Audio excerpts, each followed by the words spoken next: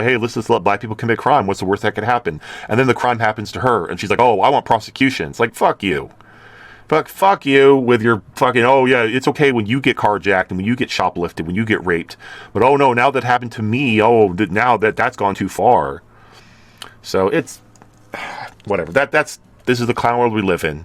I'm just waiting for the shooting to start. At this point, I think World War III is inevitable. So might as well just throw in a civil war on top of that. Let's fucking go. We got to purge the weak. They're not going to kill themselves. We have to help them. We have to send them to Jesus.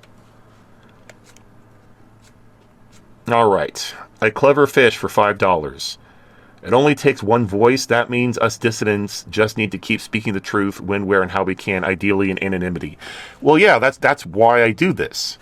And that's why they keep deplatforming me. And that's why they're trying to censor the internet.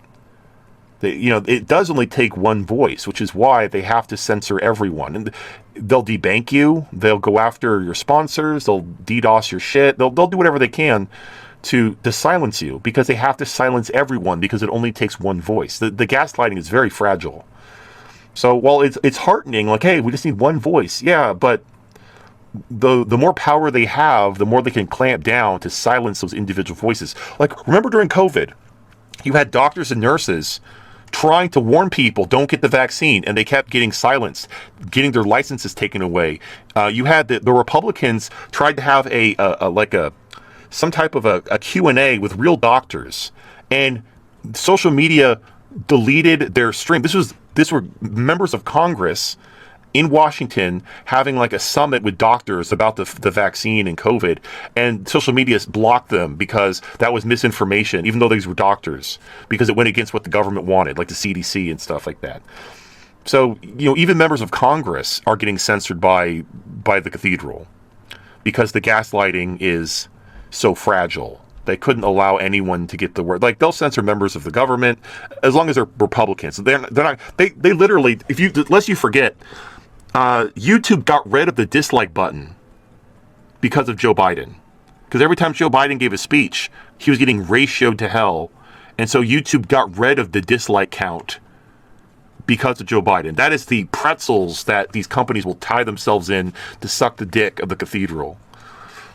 But yeah, they need absolute control over all the methods of communication to make sure, and like, yes, there might be some alt-tech platform where the message gets out, but again, there's always going to be 25% of people, even during the experiment, 75% of the people conformed, 25% didn't. That means about 25% of people are not going to conform regardless. You have to write those people off.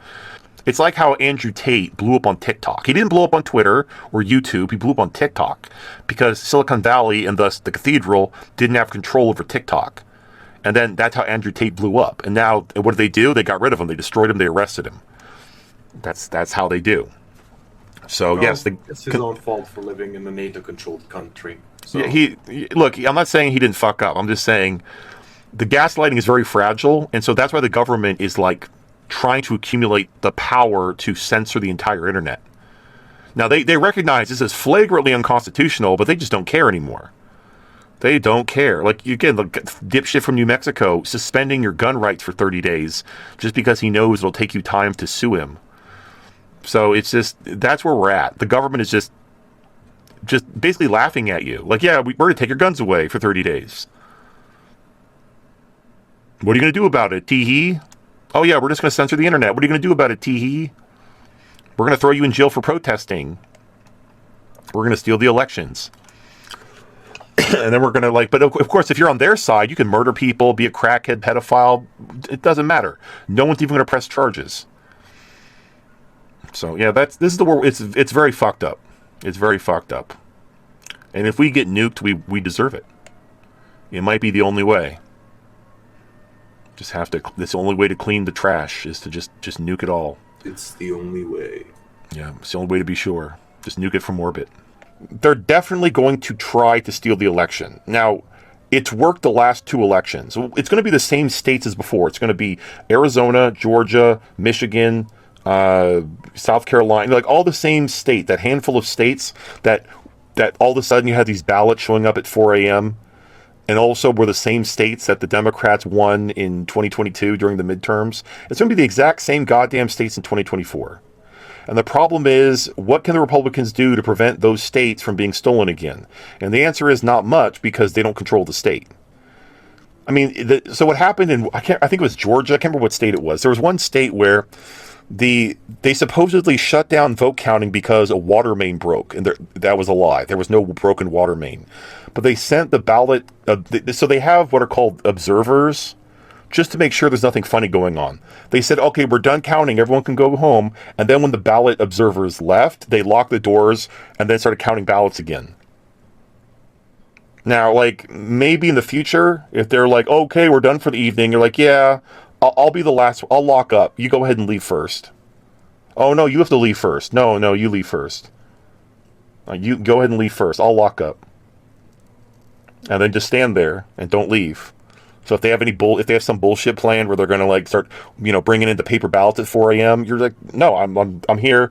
And if they're like, there were ballot observers that had the police called on them, and then these were blue cities, where these Democrat controlled cities where they had the cops come to get rid of the ballot observers, so they could cheat. Like, they did that in broad daylight.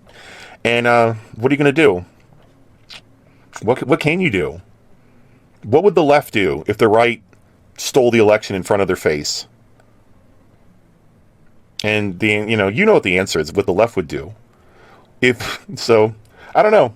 The right's going to have to look. Honestly, like, I will know that we're going to make it. I'll know that the time is nigh when the Republicans dump the whole back the blue, thank you for your service shit. When the right no longer worships military and police. That's when I'll know that the time is ripe. That the trumpet is about to be sounded. When the right wing stops worshiping the military and the police. But for right now, they still do. They're still like, oh, we got to support the police. We got to back the blue. We got to thank the service. It's like, no, fuck these people. Look, I was in the military. The good people have left. The people in the military who understand this is bullshit, they've all left. The people who are still there, they're either trapped there because they don't know what else to do, or they're fine. They're fine being jackboots. They're fine shooting Americans. They're fine, enforcing unconstitutional laws. They don't care about their oath. These aren't people that deserve you to thank them. These are pieces of shit. And until the right gets on board with that, as long as they're still worshiping the police and the military, they're not going to do anything. So, but we're not even at that stage yet. I think after this election gets stolen, and or Donald Trump gets assassinated, maybe the right will realize, when Donald Trump gets assassinated and or the election gets stolen, and no one does anything. The FBI, anyone who protests gets labeled a domestic terrorist and an insurrectionist and gets sentenced to 22 years. And the Republicans sit there and finger their own buttholes and don't do anything. And everyone just everyone knows it's bullshit, but no one does anything. Then people might just be like, wait a minute. I think we're living in a tyrannical authoritarian state. And wait, we have guns? Why don't we use the guns to fight for our freedom? Like, what? No, you don't say. Is that possible? Is that what they're for? Yeah, I think that's why the Founding Fathers enshrined in the Constitution the right to bear arms. Oh, you mean it wasn't that everyone get to decorate their house with a pair of bear arms? Yeah, it wasn't so you could cut off a bear's arms and graft them to your own torso. All right, next. Okay, hold on. It's loading. All right, Sopranos for $5. Russia should open a public donation line, super chat or provide crypto wallets where people from around the world can donate to and ask questions to provide suggestions. This would really show who people in the West stand with currently. Those chats will be deemed as self-propaganda by West, so Russia needs to encrypt the source's IP. This is not a world of the people for the people. This probably needs to get within billions casualties before the regular folks will do anything.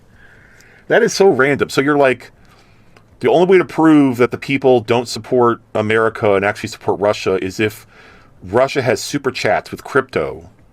Like if the Russian government hosts a super chat reading show. Well, what would that even prove? And besides, the Russian government cannot give away anything too sensitive secrets. They're in the middle of a war. Look, it doesn't... the people's opinion literally matters not at all when it comes to this war. It doesn't matter. Look, the polls can say the American people support the Ukraine war. They don't. They tried to float the idea a couple months ago of a draft because, nobody's joining the military. And they tried to we should have a draft, and it went down like a lead balloon. It was quietly memory hold. Nobody supports, they support the Ukraine war because from their perspective, it's not costing them anything. Now, they don't understand how inflation works, and that's fine. It's whatever. They're stupid. But, if they say, hey, are you going to pay $5,000 more in taxes to fund the Ukraine war? Oh, fuck that. Fuck Ukraine. Fuck that shit. Or, hey, are you going to be drafted? Would you like to be drafted to fight in the war? No, don't draft me. I'll die. Just look at any video where it says lower gas prices or feminism. Everybody wants lower gas prices. That's the point. So super chats with crypto wouldn't prove anything. All that matters is who wins the war. Fucking these propaganda bullshit, that doesn't matter. Even if the American people legitimately supported the Ukraine war, which they don't, but let's just say hypothetically it did, it still wouldn't matter. Russia's still going to win. And when Russia wins, the rest of the world is going to realize that NATO isn't invincible, and the empire is going to fall apart, regardless of the fucking poll numbers.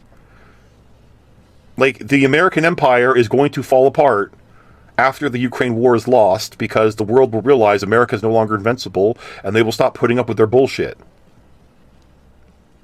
You don't, who cares about poll numbers?